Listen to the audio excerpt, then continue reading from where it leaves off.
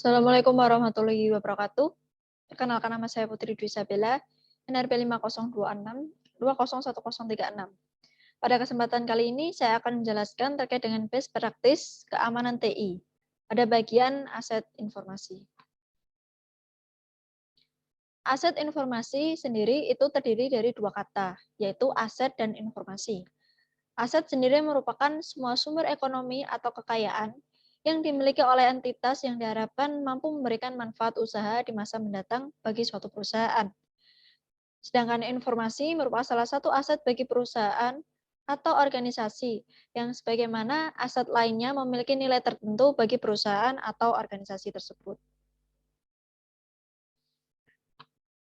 Dari sini dapat disimpulkan bahwa aset informasi itu merupakan informasi atau data yang bernilai bagi organisasi, termasuk informasi seperti catatan pasien, kekayaan intelektual, atau informasi pelanggan.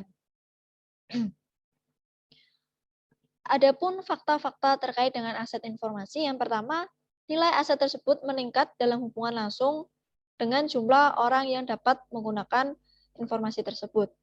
Nah, kecepatan informasi kehilangan nilainya itu tergantung pada jenis informasi yang diwakili aset dan seberapa akurat informasi tersebut dapat bertahan dari waktu ke waktu.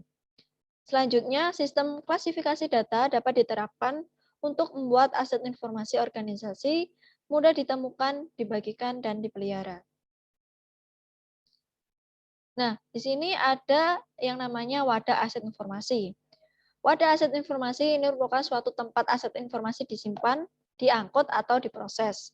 Nah, wadah umumnya mencakup seperti perangkat keras, perangkat lunak, sistem aplikasi, servis, dan jaringan.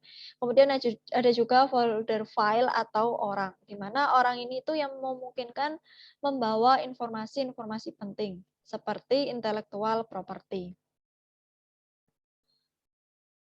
Nah, di sini ada klasifikasi aset informasi. Ada dua. Yang pertama ada aset fisik. Aset yang meliputi personel, hardware, fasilitas, dokumentasi, dan supplies. Kemudian ada aset logika. Aset ini yang meliputi data atau informasi dan juga software.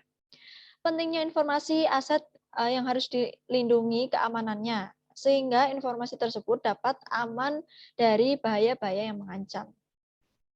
Nah, dari situ ada strategi keamanan untuk melindungi aset informasi.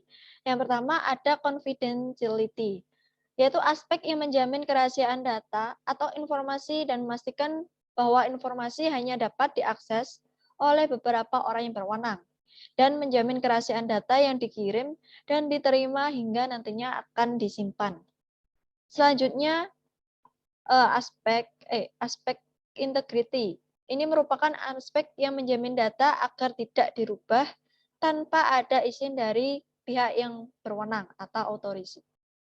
Nah, di sini serta menjaga keakuratan dan kebutuhan informasi serta metode prosesnya untuk mencapai aspek integrity. Selanjutnya ada authentication.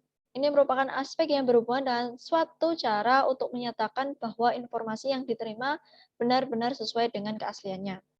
Jadi setiap orang atau individu yang mengakses dan memberikan informasi yaitu merupakan yang benar-benar sesuai dengan yang dimaksud.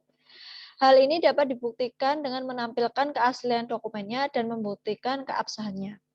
Kemudian ada aspek availability. Ini merupakan aspek yang menjamin bahwa data yang tersedia ketika dibutuhkan hingga memastikan user yang berhak menggunakan informasi dan perangkat terkait dengan aset yang berhubungan apabila diperlukan. Selanjutnya ada aspek akses kontrol. Aspek keamanan yang mengontrol pengoperasian sistem yang didasarkan pada struktur organisasional dari departemen operasi dan aktivitas dari unit yang ada di dalam departemen tersebut. Selanjutnya ada non-repudiation. Ini merupakan aspek yang digunakan untuk menjaga supaya individu di luar perusahaan tidak dapat menyangkal telah melakukan suatu transaksi. Nah, sekian presentasi dari saya terkait dengan aset informasi. Kurang lebihnya saya mohon maaf. Wassalamualaikum warahmatullahi wabarakatuh.